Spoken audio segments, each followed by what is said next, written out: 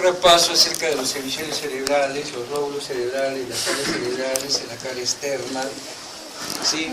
O convexa, la cara medial o interna, las estructuras que hay en ella, que son muy importantes. Hemos visto el diencéfalo, tálamo, hipotálamo, sus funciones, sus núcleos, todo ello, ¿no? Que es muy importante para comprender algunas funciones de tipo netamente filogenéticas, mejor dicho, instintivas, ¿verdad? El día de hoy vamos a abordar previamente el sistema reticular y para terminar con el sistema límbico, ¿no? Y el extrapiramidal, ¿ya? Y ahí termina el curso, de manera que las clases que van a venir posteriormente van a estar con su cerebro, sí, pasa. Sí, encantado, doctor. Ah, ya tiene usted son.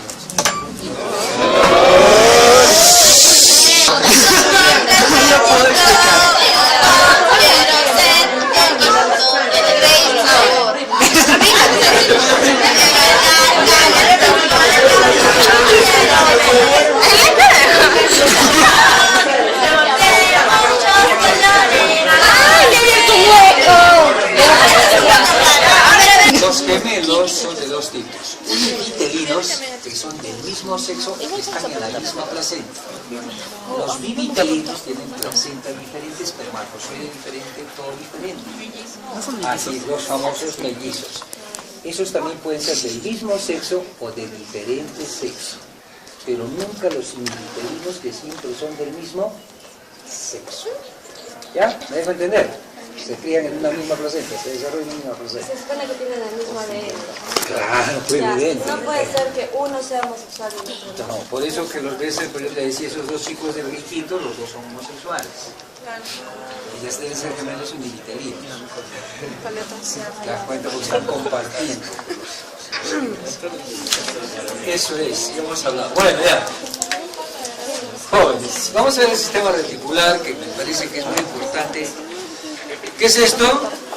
El tallo cerebral. Ya guarden todos sus apuntes y después pasamos a preguntar. Miren, jóvenes, ¿qué es esto, jóvenes? Fosa rambuncana. La fosa rambuncana más también pienso del cuarto ventrículo, ¿no es cierto? Sobre este cuarto ventrículo hay una red de neuronas, ¿ya?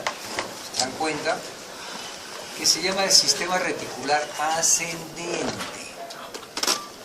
Cuando se estimula esa zona, ¿sí?, el sistema nervioso, ¿verdad?, se pone en alerta o vigilia, ¿ya? Alerta o vigilia. Entonces los núcleos reticulares, todos los núcleos pónticos y del piso del cuarto ventrículo, cuando se activan, la persona está en alerta.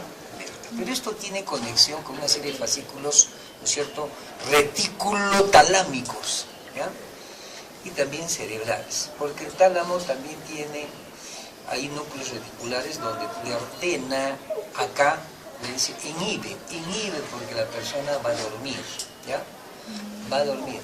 Entonces miren, jóvenes, es muy fácil el sistema límbico, que tiene que ver fundamentalmente con lo siguiente, ¿ya?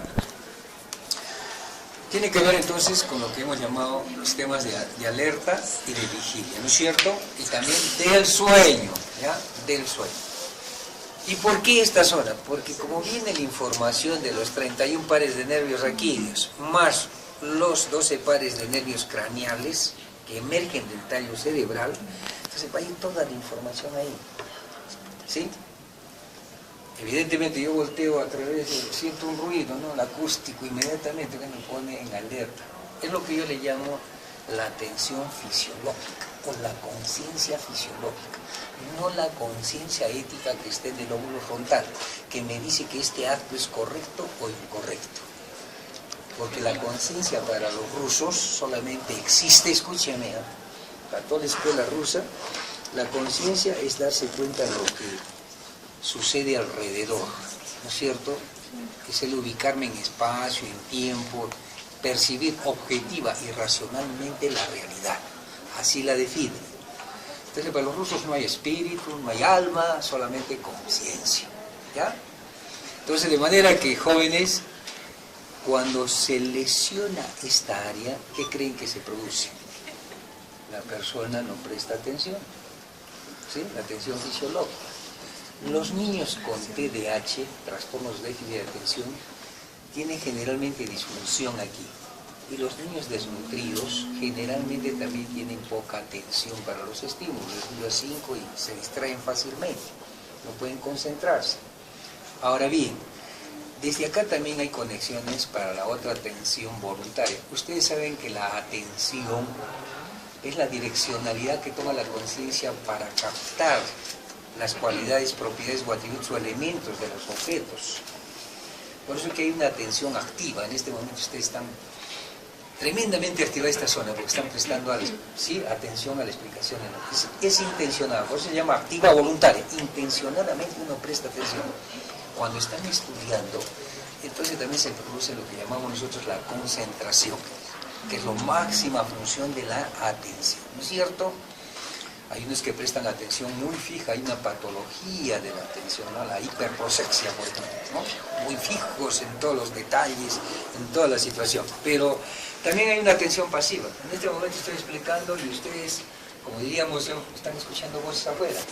Pero está captando, ¿se dan cuenta? ¿Se dan cuenta? Eso es involuntario, afuera está, ¿ya? Pero yo he descubierto otro tipo de atención también, que es la atención habitual. ¿Cuál es la atención habitual?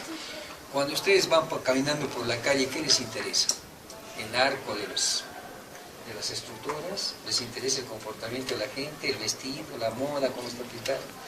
Entonces, las personas, de acuerdo a las inclinaciones vocacionales o profesionales, va observando aquello, va prestando atención a aquello que le interesa, aquello que le interesa. A un arquitecto le interesará, pues, ¿no?, cómo están los arcos, qué sé yo, las bóvedas, ¿no? A un psicólogo de repente en la calle le interesa cómo son las reacciones de las personas, ¿no es cierto?, para ver cómo se comporta. O de repente en una librería no vas a ir a buscar un libro de química, sino de psicología. Eso es lo que yo le llamo la atención habitual, que ya está asentada o confirmada, consolidada por mis intereses profesionales o vocacionales. Doctor, ¿y la atención distribuida dónde se encuentra? Muy bien, vamos a ver. La selectiva. Así es, la selectiva. ¿Dónde va a estar la selectiva? En el hipotálamo, hemos visto. Sí. ¿Sí? ¿No hemos visto? Sí. No, en el tálamo, la atención selectiva. Eso le iba a decir, en el tálamo. En el tálamo. La distribuida es Toma mi un examen, no duda. hay problema. No hay problema. Mira, eso es cierto, la selectiva. Porque todo está relacionado. Porque tiene que ir necesariamente, claro, por ejemplo, para la concentración tiene que ir, pues, al lóbulo, ¿no es cierto?, a los hemisferios, al lóbulo frontal, ¿sí? Tiene que ir necesariamente, porque ahí tengo que hacer también la concentración, fijar detalles, qué sé yo, prolija, el gran detalle, el pequeño detalle, qué sé, ¿no es cierto?, percibir. Bien, entonces es muy importante famoso, tiene conexiones entonces con, ¿no?, ¿cómo les digo? Ahora bien, toda esta zona, que es básica y fundamental, entonces es muy importante en el aprendizaje. Por eso que el aprendizaje, jóvenes, debe ser holístico. ¿Y por qué holístico? ¿Qué significa un aprendizaje holístico? No solamente debe entrar la información en forma visual, sino, claro, por los diferentes órganos de los sentidos, táctil, sí, puede ser también auditiva, ¿no es cierto? Por ejemplo, ustedes nunca se van a olvidar del tallo cerebral, pensaban que grande era el tallo cerebral, ¿no? Pero sin embargo, se dan cuenta. Entonces están desarrollando más que todo su área visual, ¿no? Están fijando, para esto es visual, ¿no es cierto? Pero también es táctil, porque alguien me dijo, doctor, yo pensaba que era blandito, en verdad es blandito todo eso, ¿no?, que está ya cosificado por el formol. De manera que, jóvenes, miren, pues a la vez van desarrollando, miren, la visual, pero también la táctil. Ahora, cuando quieran enseñar ustedes que esta información, como les he dicho, visual, auditiva, táctil, gustativa, claro, no voy a poder probar esto, ¿no? Pero si yo puedo probar algo de una fruta, voy a discriminar, ¿no es cierto?, los sabores. Si el objeto toca o golpea, no es cierto, a discriminar. Pero lo importante es que la información ingrese para tener la relación de las áreas terciarias para que entren todas confuncionadamente en el cerebro, ¿sí? Porque a veces nos olvidamos fácilmente cuando la información entra por un solo canal receptivo o analizador, como dicen los rusos, pero la información entra fragmentada. Por eso hoy en día se tiende a explicar todo esto en su estructura, en su función y en su patología, para que tengan una visión global. Entonces el cerebro también va captando todo eso. Bien, ahora bien, el cerebro en sí, jóvenes, les he dicho que tiene la cara externa, convexa, ¿verdad? La cara interna, ¿sí? Sácame el cerebro, por favor, sácame un cerebro del balde, un cerebro con pita, un balde con pita no lo ha sacado, por favor, para nadie te pregunta. Enseñarles la cara basal, porque eso también estaba olvidando, la cara basal. Porque ya hemos descrito esto, ¿verdad? Hemos descrito cada una de las cisuras, de los surcos, las circunvoluciones, funciones, áreas. Bien.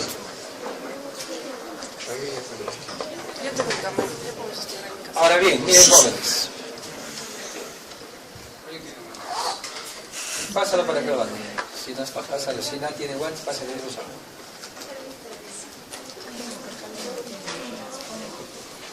Ya, sácalo, pásalo. La escucho este guante, tanto que se maneja. Ay, con pulmón está.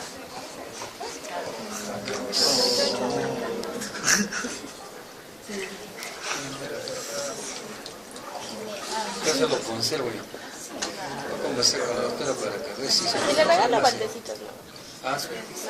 Así es que no lo hemos pasado. Allí los tapas, ya llevo los tapas también. Porque a veces los tengo en balde para que no. Ya, bueno. Tenga la movilidad. Después se lava, no sé. Miren, esta es la cara basal, ¿verdad? Sí. Ya, acá tenemos cerebelo, ya hemos estudiado todo esto, el tallo cerebral, el bulbo, la protuberancia. Miren acá, ¿qué se llama esta arteria? Está bien clarito. Que se aloja en el surco basilar, ¿verdad? La arteria basilar, pues, ¿sí? Observen esto, ¿qué es esto? Quiasma. El quiasma óptico. ¿Qué par está emergiendo en la fosa interperpendicular? Segundo. Tercer No, par, el moco. el moco. Ya, miren, acá están los cuerpos mamilares, obsérvenlo. ¿Sí? Acá están, debajo del quiasma, los cuerpos mamilares, ¿ya? Este es el espacio supraóptico, porque está encima del quiasma óptico. Observen estas, miren, ¿qué son estas? El bulbo olfativo. Sí, olfatorio olfativo, que va a ir al rinencéfalo, que va a ir esto es muy importante, por eso al hipocampo, porque al hipocampo también se le llama rinencéfalo, ¿ya? Que tenía que ver mucho con con funciones, ya vamos a ver. Como ustedes ven bien un ensanchamiento, ahí tienen el bulbo olfatorio. Después del bulbo olfatorio sigue ahí una cintilla, ¿verdad? Ahí está, miren el bulbo, ¿ven cómo está bien pronunciado? ¿Se dan cuenta? El bulbo olfatorio más anchito y después sigue el tracto olfatorio. Estas circunvoluciones son las circunvoluciones rectas y donde se aloja el bulbo olfatorio y tracto olfatorio es el surco recto. ¿Ven? Son rectos, ¿ven? Y los que están alrededor son las circunvoluciones orbitarias, ¿ya? Orbitarias, con los surcos orbitarios, que son pequeños, es toda esta zona, que está en la cara basal, básicamente. Acá tenemos el polo, ¿sí? Temporal, ¿sí? Y acá está la circunvolución temporal inferior, y acá va a estar el hipocampo, que vamos a ver ya en la cara media, ¿sí? O medial, ¿ya? Solamente para mostrarles el quiasma óptico, ¿verdad?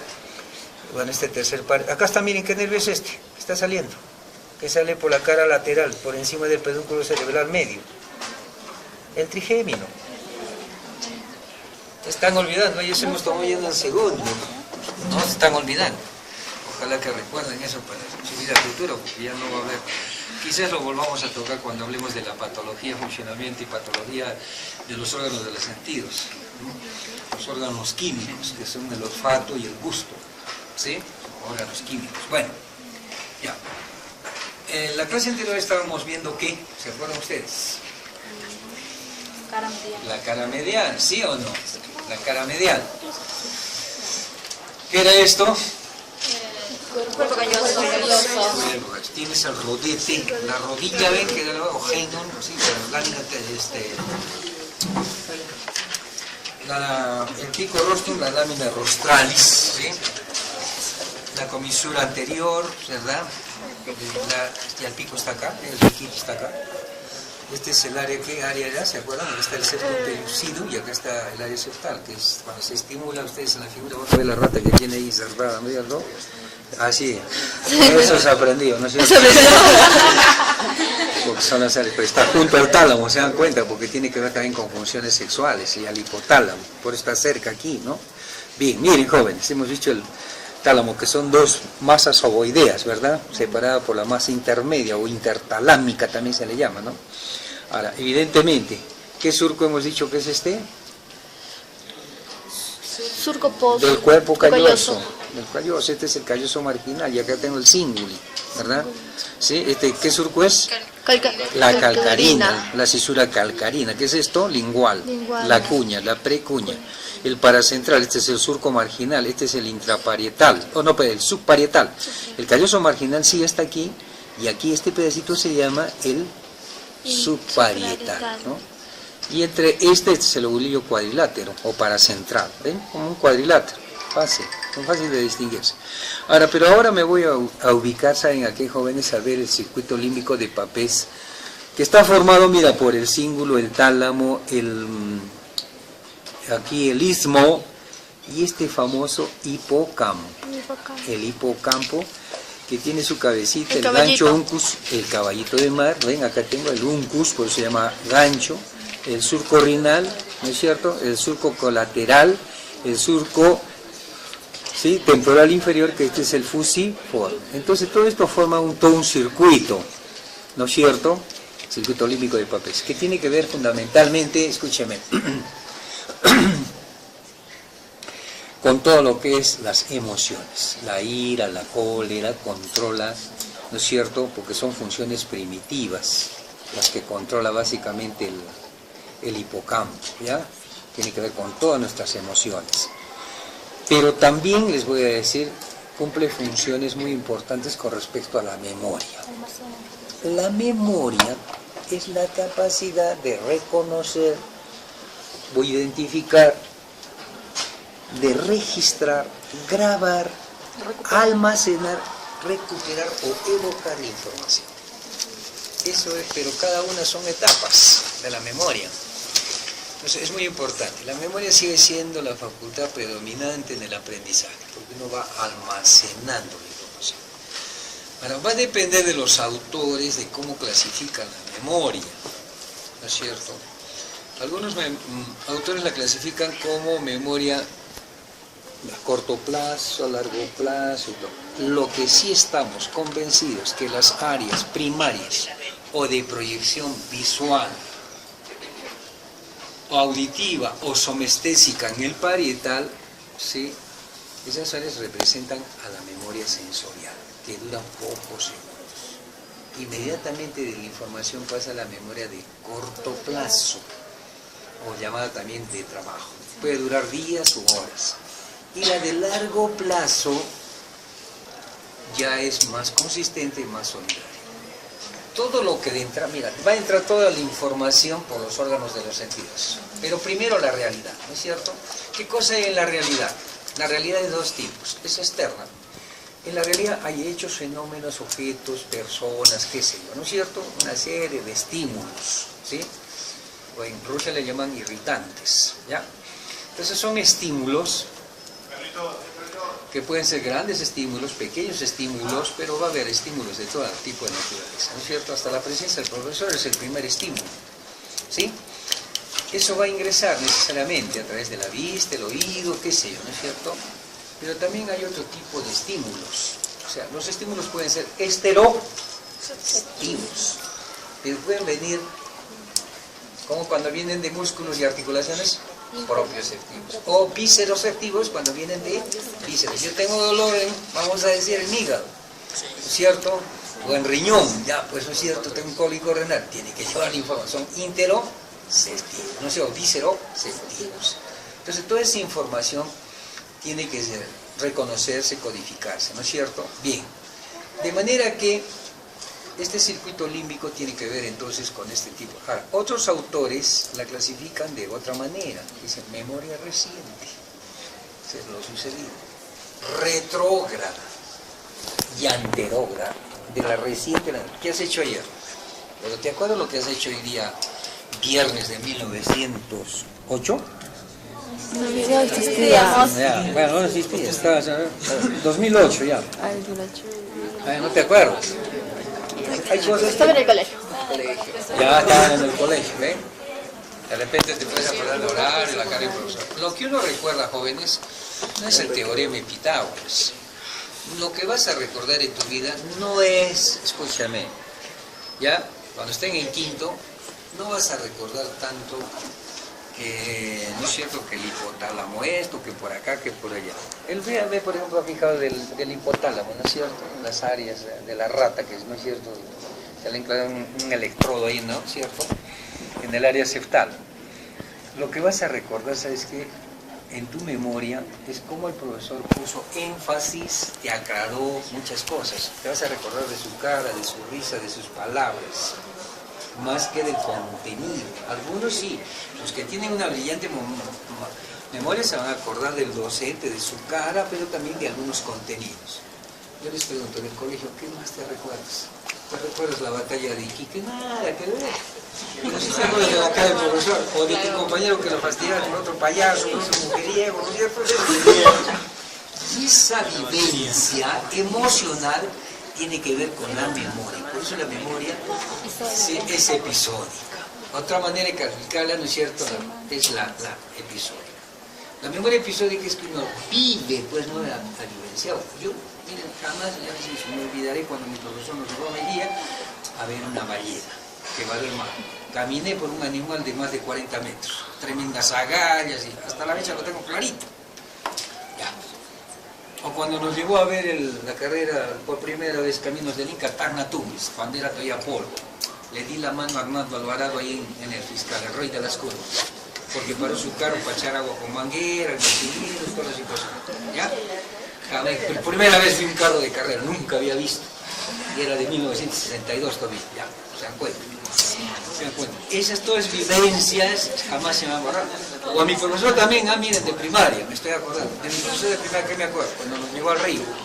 Ya, ¿qué tanto lío vas a decir? Miren la metamorfosis. Ven acá los cordoncitos, ahí están los renacuajos, los ocollos, ahí tienen la vivencia, ¿ven? Me hizo observar, sacar, tocar, palpar, ¿se dan cuenta? Muy bien, era un profesor que me encantaba a mí porque, ¿saben qué? Vamos a aprender anatomía, vamos a hacer colección, álbum. Y nos hacía comprar los músculos, toditito, los órganos, mira esto. Y ahí aprendíamos en el álbum, coleccionando. Todavía con él intercambiábamos las figuritas. Pero ese es un método didáctico. Es un método, así aprendíamos. Doctor, ¿qué se recuerdan más, los hechos positivos o los negativos? Depende. Si los negativos tratamos de reservar los traumas, se olviden. Pero siempre van a volver. Claro. Creo que ha sido la corteza del cerebro, Sí, todo lo negativo. lo negativo se va a la subcorteza, se va a la así. Pero las cosas que son agradables, gozosas, pero también va a depender de la magnitud e intensidad del momento en que has vivido. ¿Te das cuenta? Tú lo quieres tanto a tu abuelito de la muerte, yo lo adoraba a mi abuelo porque me crié hasta los 5 años con él. Ya después ya con mis padres nos fuimos porque ya tuvieron otra, pero de mi abuelo sí creo que lloré 2 días porque me engreía. No te vas a mover, ¿ah? Me sentaba en la playa, vas a entrar a pescar. No te, cuando sacaba el chinchorro, va, jala. Me decía, y me engreía, la verdad que me engreía, pues entonces el abuelo, yo lo estimaba bastante, ¿no? Pero ¿quién no va a querer un abuelo que te haga montar caballo, que te dé comer, que te dé fruta, que te dé todo, pues que te engría verdaderamente, ¿verdad? Ya pues. También por dice el abuelo por el herencia. El abuelo no tenía eso, era más desaprensivo de las cosas. Bueno, esa memoria episódica, jóvenes, la tenemos todos. Jamás te vas a olvidar de tu primera relación sexual, jamás te vas a olvidar de tu primer beso, jamás. Hay cosas muy íntimas en el caso del amor. Jamás te vas a olvidar, miren, de esto. En tu vida va a estar marcado, ya vas a conocer. De repente en tu vida no has conocido un cerebro, lo vas a tener. Lo vas a tener grabado. Nuestro primer amor, un cerebro. Claro. Nuestro primer amor. Ahora miren, jóvenes. También hay la memoria, otros hablan de la memoria, miren, Estamos hablando, ¿no es cierto? Entonces la sensorial pasa de corto plazo a largo plazo, pero tiene que salir. Pero algunos sujetos, ¿qué pasa? Miren, les voy a decir. Recuerdan rápidamente, cuando han consolidado, tienen organizadores visuales en su estudio, ¿no es cierto? O tienen un método de estudio, una técnica o estrategia de estudio correcta, entonces recuerdan rápidamente. Sale de la corto plazo inmediatamente al efector, ¿sí? Que puede ser la escritura, oral, una respuesta intelectual o lenguaje, inmediatamente, ¿sí? Se da cuenta. Pero hay otros que dicen, no, cuando están dando examen, ustedes están diciendo, doctor, dígame usted esto, ¿está correcto esto? No sé, ¿esta es la correcta? ¿Esta no es la correcta? Mira, está el cielo, los ojos están desviados. Entonces, no has consolidado bien. Entonces, cuando los alumnos dicen, doctor, la primera sílaba, o doctor, ¿cómo hacer? Ese se llama, tiene que regresar de la de largo plazo a corto plazo. Y recién te acuerdas y recién sale. Pero, ¿saben qué? Todavía antes de salir afuera, al músculo, a la palabra o a la inteligencia y al mundo, nuevamente, porque vuelve del mundo, entra del mundo y tiene que volver al mundo.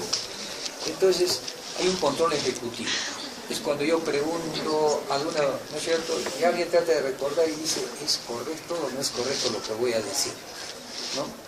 Entonces ahí muchos se bloquean. ¿Por qué se bloquean? Porque de repente van a creer que la respuesta que van a dar no es la correcta y va a ser objeto de burla. ¿Te das cuenta?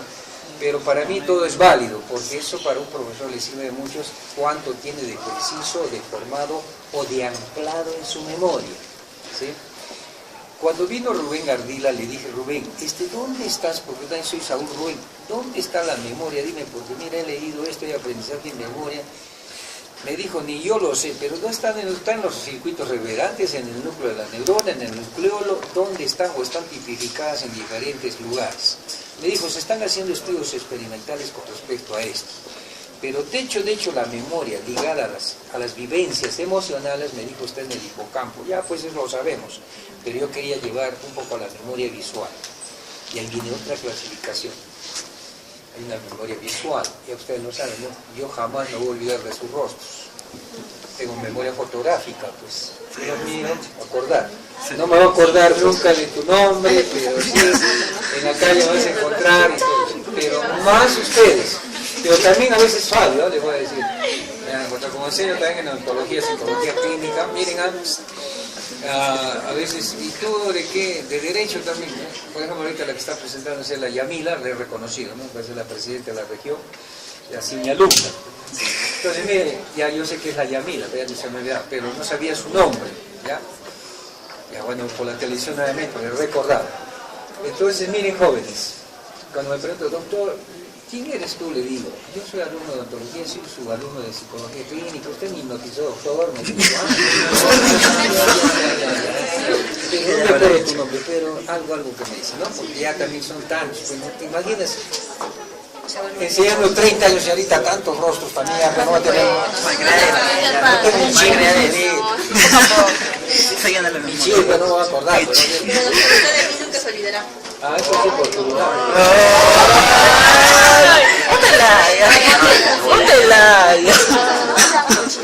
Bueno, claro. Sí, seguro.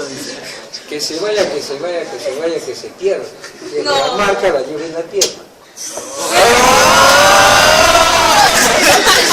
¿Quién lo dice ese? Yo no lo digo. Con razón la prueba. Con razón la prueba. Las canciones también dejan recuerdo. ¿Tú no te has enamorado de una canción? ¿En secundaria no has aprendido? ¿Sí o no? ¿Sí o no, dígame? ¿Tiene su canción favorita que la van a recordar toda su vida? Genito lindo, es el lunar que llevas junto a la boca, genito lindo. Jamás olvidaré de esa canción, doctor. Cállate. ¿Tú no sabes? Cállate. ¿A la V? No. ¿A otro?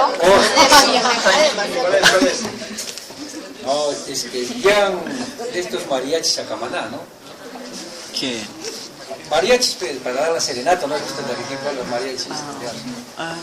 Se celebra el cumpleaños de un señor y le dice, señor, ¿sabe qué? Tóqueme pues, que se cree, tóqueme todo eso, las mañanitas, todo. Pero quiero que me toque usted también el celular. ¿El celular? Le dice. No, no hay los mariachis del celular.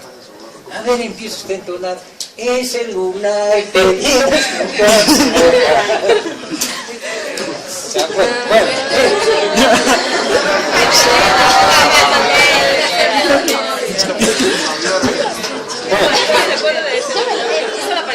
Es una bestia, ya.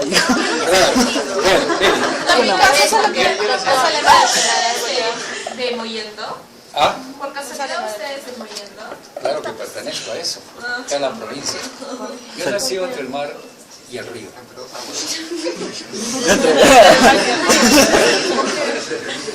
Único. Entonces miren jóvenes, de manera que conocen el balneario, no es Mollendo. ¿Qué balneario? La mejor que hay. ¿No tomo más? De la tierra donde pasó Dios. Pasó Dios. Bueno, miren, no, los molleninos se creen mucho. ¿Quiénes son molleninos? Mollendo. El mollenino nunca dice soy arequipeño. El arequipeño es serrano. Es bueno.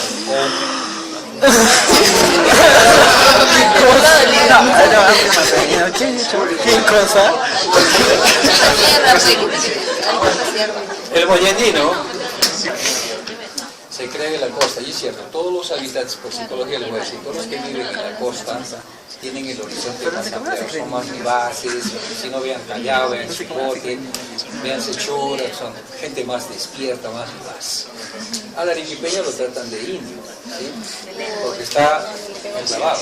Y él también, el arequipeño trata mal al otro, es la discriminación al puneño, al cusqueño, al apuneño. Pero todos están en contra de Camaná.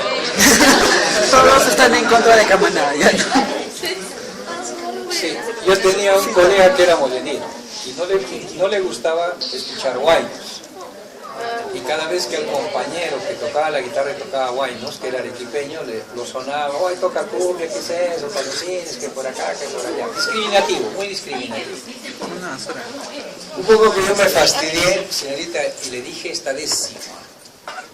Tan posada al peregrino, menos al mollenino. Entonces otro mollenino dijo, menos mal que no soy de Mollendo, soy de Islay, peor por ahí.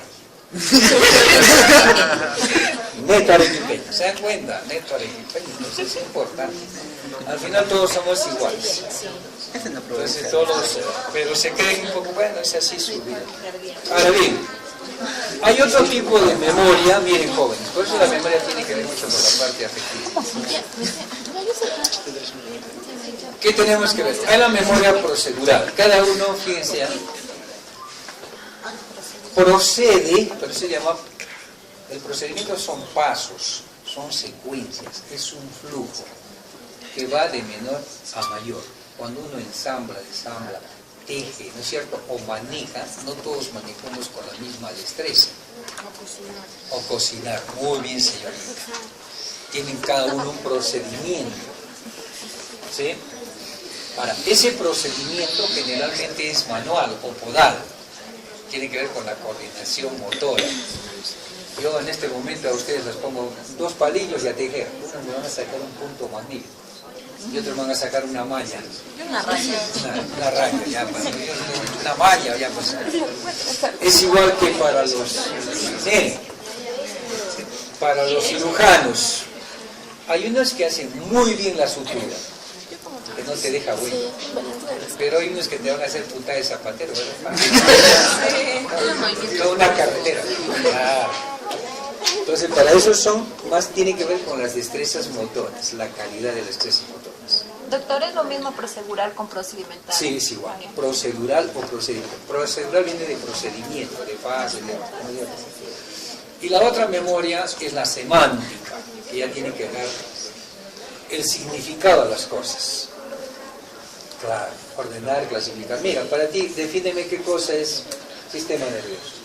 Es un conjunto de donde encontramos los sistemas hiperreactivos y es donde se producen todas las acciones que los humanos pueden realizar. Ya, señorita, usted joven, ¿cómo define usted? Señorita, gracias. ¿Usted cómo define el sistema nervioso? Miren, También un sistema nervioso es un sistema. Un sistema donde podemos encontrar diferentes órganos como el cerebro tálamo. Yo, por ejemplo, la definición es una estructura anatomofuncional, diferente, ¿dan cuenta? Estructura anatomofuncional, ¿se dan cuenta? En la cual, ¿no es cierto?, codificamos, almacenamos, recordamos y programamos actividades para ponernos en contacto y adaptación con el medio. Definición. Diferente a la tuya, diferente a la tuya, diferente a la tuya. Podemos concordar en algunos casos, ¿se dan cuenta? Eso es importante. Eso es lo semántico, el semántico. Ahora, es evidente que como psicólogos, para el proceso de aprendizaje, porque los dueños del aprendizaje son los psicólogos, los dueños de la enseñanza serán los pedagogos, ¿ya? Los psicopedagogos ya tienen que ver un poco, claro, hay psicopedagogos de enseñanza y aprendizaje, bueno, pero acá viene, ¿no? ¿Qué recomendamos? ¿Qué estrategias de aprendizaje o de enseñanza deben tener los docentes para que el conocimiento sea? Siempre presentar los estímulos novedosos, incongruentes, ¿no? O sobre todo, fundamentalmente, aquellos que despierten la atención. Porque necesariamente va a entrar todo al sistema reticular para que preste la atención. Maturana, un psicólogo chileno, ahora tiene un libro que se llama El Árbol del Conocimiento. Dice, enseñen que el aprendizaje sea gozoso. Se aprende por temor, pero mejor se debe aprender en forma gozosa. Y el hipocampo, señorita, que tiene que ver con las emociones, tanto positivas como negativas, miren, dice, antes de empezar todo profesor una sesión de aprendizaje, o toda persona, conferencia, dice, empiecen por una anécdota, o haciendo una dinámica de animación, que yo las pienso hacer al próximo año, en enero. Les voy a enseñar una serie de dinámicas de animación para remover, ¿estamos?, o para incentivar o excitar el hipocampo, para que ustedes digan después, estamos entrando a desarrollar los temas en forma gozosa, no por presión, no por temor. Entonces ustedes pueden ver que hay profesores altamente motivantes, como también hay profesores desmotivantes. ¿Se dan cuenta? Hay desmotivantes. Te amenazan, ¿no es cierto? Pero hay otros que le ponen el buen humor, otros que te van a, ¿cómo se llama?, a dejar su estilo de enseñanza. Uno puede ser estratega, el otro puede ser muy explicativo, el otro puede ser muy objetivo, ilustrativo, o el otro, ¿sí?, se convierte en tu tutor, en tu mentor, ¿sí?, te va guiando, ¿ya?, te va ayudando, ¿ya? Pero hay otros que son diferentes. Entonces Maturana dice, antes de enseñar cualquier contenido de aprendizaje, motivar, ¿no es cierto? Entonces la motivación, hay como 30 teorías acerca de la motivación. Motivación viene de motio es movimiento para lograr un meta, para lograr un concepto, ¿ya? Ahora bien, hay una motivación intrínseca, que parte de nosotros por el deseo o la sed de aprender. La motivación debe llevar al conflicto cognitivo. ¿Y esto para ti qué cosa es? ¿Sí? Dejarte ahí para que tú, a través de la observación, que se cae, ciérrame la puerta. O si no, también jóvenes, miren, les voy a decir lo siguiente, ¿no? La motivación siempre debe estar presente en toda sesión de aprendizaje. Es lo que va a estar tener al alumno, como se dice, en aprehensión mental, con H intermedia, aprehensión, en captar, en asir mentalmente las cosas, ¿ya? Porque como dijo alguna vez Ramón y Cajal, no hay cosas difíciles, ¿no es cierto?, sino que la gran virtud que debe tener el profesor es de que las cosas difíciles las haga fáciles. ¿No es cierto? Porque dice el alumno, dice, es muy difícil, no puedo, ¿no? Se puede complicar un poquito, pero difícil no es difícil. Todo se puede. Ahora bien, además de esto, jóvenes, existe pues ya en la corteza cerebral las ondas cerebrales, ¿no es cierto? Porque el cerebro emite, ¿cuántas ondas bioeléctricas? alfa, beta, delta y teta. Son más lentas, ¿no es cierto? Las primeras van de 8 a 12, las alfa, ¿no es cierto? Cuando el profesor es muy enérgico, pone eso, los alumnos están tensos, no aprenden. Sí, mejor son las beta, más relajadas, están en sintonía, en sincronización con el medio, aprenden.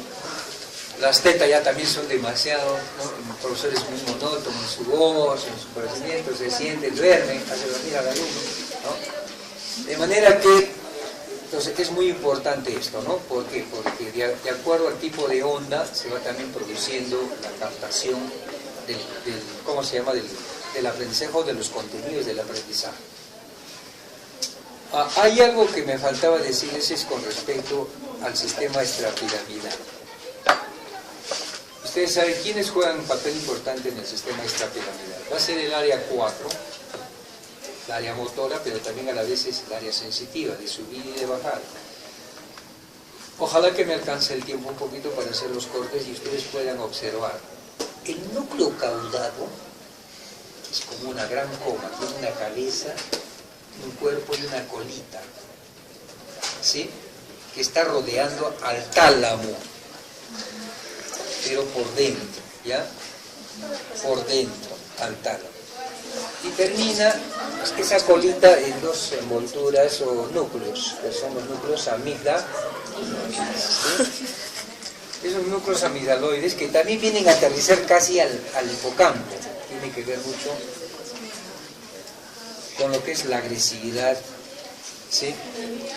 Con lo que es el hambre, la sed, ¿ya? Que tiene que ver también con el hipotálamo y el tálamo. De manera que también ahí están las áreas, miren, sexuales en esta vida. ¿Ah? Hay un trastorno, la hiperfagia. Ahí está. También hay.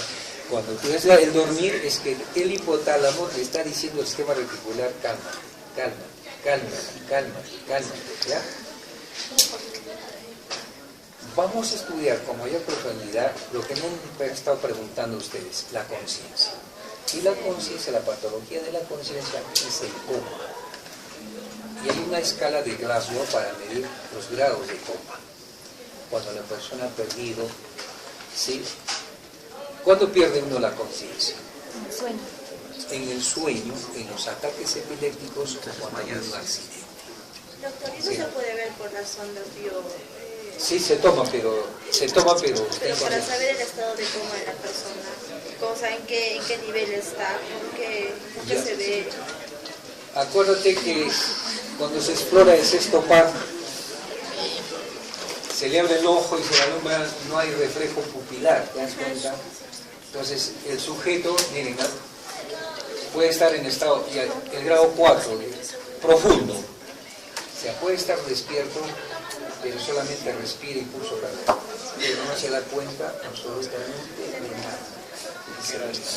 ¿Y no es igual que el estado de catatonismo? No, el catatonismo es que tú estás parado ahí, mira, el catatonismo es un rasgo de la esquizofrenia, que se está ahí mirando y todo eso. Ese es un trastorno muy grave de personalidad, de esquizofrenia. Esa es la catatonia, la psicosis. Que ya vamos a estudiar también cuando es, bueno, la esquizofrenia puede ser esquizofrénica, puede ser catatónica, o puede ser muy profunda, o sea, también hay grados de eso, ¿no? Entonces, pero acá estamos viendo del coma, que el sujeto ha perdido desconexión con la conciencia. Como dice la señorita, se pierde en el sueño, se pierde, ¿sí?, en los ataques epilépticos, ¿no es cierto?, en un accidente o cualquier cosa que ha podido pasar, ¿no es cierto?, en el sujeto. Sí. Ah, no, esa es ya la clasificación de Freud. Freud habla en la estructura de la personalidad, habla del... Sí, en esa estructura de la personalidad, Freud habla en primer lugar de qué, ¿no es cierto?, del yo, que es la conciencia, que es lo real, que es racional el yo. Habla de la super yo, que es lo que son las leyes, la moralidad, la sociedad, sus reglas. Pero él da importancia a la fase más profunda de la personalidad, que es el ello o inconsciente. Y él trabaja en eso, en el ello. O sea, ¿cuál sería el ello para nosotros, anatómicamente hablando? Es la subcorteza, debería ser la subcorteza. Entonces las estructuras muy primitivas en el archicerebelo, sí, claro, está en el archicerebelo, está en el archicerebral, o está en el archipalio, ¿sí? En la formación del sistema nervioso. Es lo más instintivo de la persona. La agresividad, Claro, son los instintos. Son los instintos. Para Freud son instintos. Para la escuela materialista son los reflejos. Reflejo de hambre, reflejo de sed, así, de la libido. ¿Ya? Eso es el simil, la similitud. Doctor, en el momento que pierdas la conciencia no recuerdas nada, No recuerdas nada. pero es muy posible que... Pero después se puede recuperar, pues depende de la intención, la intensidad de la lesión, de la recuperación. Si es una conmoción, en un choque, pues rápidamente. Puedes perderla, pero nuevamente vuelves. ¿Sí? Se vuelve a recuperar. ¿Qué área estaría afectada? El sistema reticular, pues ahí está la conciencia. Doctor, yo cuando También, tenía 6 años... pero eso también ya hacia arriba, las conexiones hacia arriba. Pero ya después, ¿no es cierto? Yo cuando tenía 6 años me caí de cabeza Ya. en esta parte. Claro. Y solo recuerdo que después me necesitaba. Y no sabía por qué. Cuando tenía 12, como en película me acordé de todo. Claro, uno regresiona también, pero lo que yo les recomiendo de acá para adelante, miren, cuando es grave, ya hay caídas. Cuando la caída te lleva a pérdida de conciencia, a vómito o bota sangre por los oídos y las narices, ahí hay muerte cerebral. Eso es Yo tuve peligroso. vómitos. Pero si uno se saca un chicho, queda medio ahí dormilado, que uno se ha pegado un cabezazo, ¿no es cierto? Eso no pasa nada, es una conmoción. Que puede ser que posteriormente pueda haber dolor de cabeza y puede generar un tumor. ¿Ya? Generalmente puede haber un tumor, ¿ya? Eso, los golpes son esos. Cuando hay pérdida de conciencia, según Freud, sería que el yo se desconecta y el ello es el que prevalece. Claro, porque quedan las funciones vitales. Claro, solamente todo. Así es.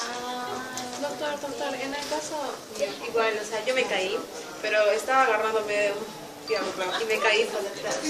La cuestión es que me levantaron, pero o sea, era como que estaba medio consciente, pero quería hablar. O sea, yo hablaba y nadie me escuchaba, los que estaban, mis tíos me estaban hablando y me desmayé.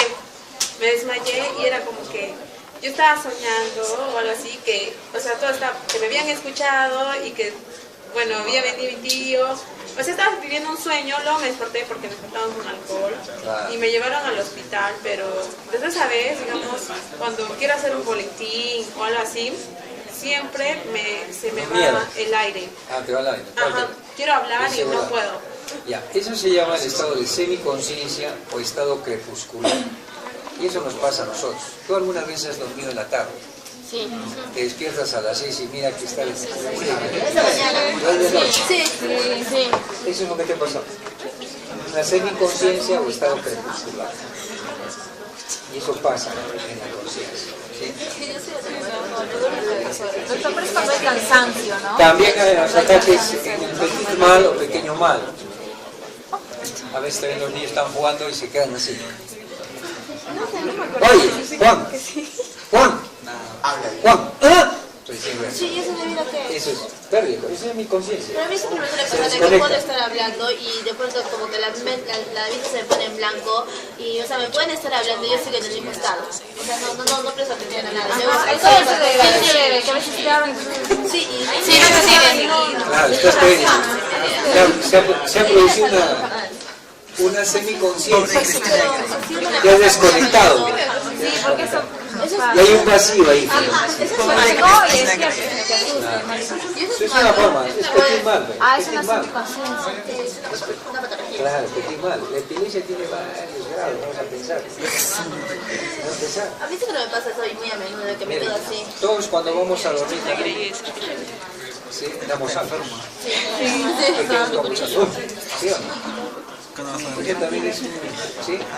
Son descargas bioeléctricas. Son descargas bioeléctricas. A veces se siente como si estuviera Así es que el alfa pasó de 12 ciclos por segundo hasta 18 puede ser. Genera como corriente eléctrica. Un acomodamiento también de la corteza cerebral. ¿Se dan cuenta? Esa reacción. Los temblores psicomotores. Ya. Jóvenes, algo que les iba a comentar con respecto a esto, ¿no? Entonces, en el sistema extrapiramidal son órdenes motoras o sensitivas que van a venir, pero tienen que atravesar por núcleos internos, donde está el estratum, donde está la cápsula interna, el pallius y el putamen, que generalmente tienen que ver con la ejecución de grandes movimientos. Por ejemplo, el estratum, el núcleo pallidus, ahí se segrega dopamina, ¿sí? Y cuando hay carencia de dopamina viene Parkinson, Huntington, la enfermedad del inhibalismo, ¿sí? Otra enfermedad, Parkinson. También puede haber, ¿sí? Porque hay un deterioro, por eso generalmente hay, ¿no? Entonces, hay una serie de enfermedades degenerativas, ¿ya? En primer lugar, porque estas estructuras no segregan dopamina o los neurotransmisores que hemos visto. Y también hay poca sinapsis en esas zonas, o hay un deterioro progresivo de esas zonas, ¿no es cierto? Que va a producir Parkinson, Huntington, Corea, balismo o hemibalismo, se dan cuenta, que son enfermedades que tienen que ver con los movimientos motores gruesos o con los gestos de la cara también, ¿ya? Entonces tienen de ejecución motora, ¿no es cierto? En Parkinson, por ejemplo, para agarrar la taza, ¿no? Se dan cuenta, se puede. Pero una vez que coge, deja el movimiento, ¿sí? Actualmente se está haciendo la famosa estereotáxica. Con electrodos se va, y electricidad se va tratando de que esas neuronas se reactiven o pasen el impulso. Yo, doctor, porque yo siempre he creído de que si hay algún mal en el cerebro o algún problema, la solución sería aplicar pequeñas descargas al área afectada para poder de alguna forma recuperar la información que se ha perdido o reparar. Claro. Les he dicho que alrededor de las neuronas, eso se llama la plasticidad del cerebro, ¿no es cierto? ¿Qué consiste? Está bien la zona dañada, pero las neuronas que están alrededor tratan de compensar un poco esa función. Un poco, así es, un poco de compensar esa función, ¿ya? Por eso es que, pero a veces queda secuela, o no sé, no es totalmente, ahora va a depender con la edad, pues, ¿no? Si es un niño rápidamente, ¿no? Entonces, a través ya de la fisioterapia, de la electroterapia, ¿sí? De todo eso, pues se puede recuperar, no en totalidad la función, pero sí se hace, ¿sí? Sí se hace. Bien. Entonces, es muy importante todo esto porque acuérdense que el sistema extrapiramidal tiene que ver con los actos también de cuando uno se dirige a hacer las cosas, el desplazamiento, la orientación, el coger, el ubicarse, todo eso, ¿ya? Ahora, y eso también está relacionado con el sistema reticular, porque si es consciente, tengo que dirigirme a tal lugar, desplazarme a tal lugar, coger tal objeto, ¿no es cierto? O hacer determinado tipo de ejercicio, tiene que estar necesariamente ligado, ¿no? Entonces hay conexiones a través de las vías ascendentes o descendentes. Bien, jóvenes, les decía que el día de hoy la clase iba a ser muy breve porque eso es lo que íbamos a tener en conclusión. Ahora, ¿qué les recomiendo yo, jóvenes, para la próxima? Vamos a practicar, si hay algo que está oscuro, vayan leyendo ya, vayan estudiando, traigan sus guías para que vayan, ¿no es cierto? ¿Ah? Sí, a ver con guantes el día lunes, ¿ya? Ojalá que pueda tener para hacer un repaso más esto del circuito olímpico de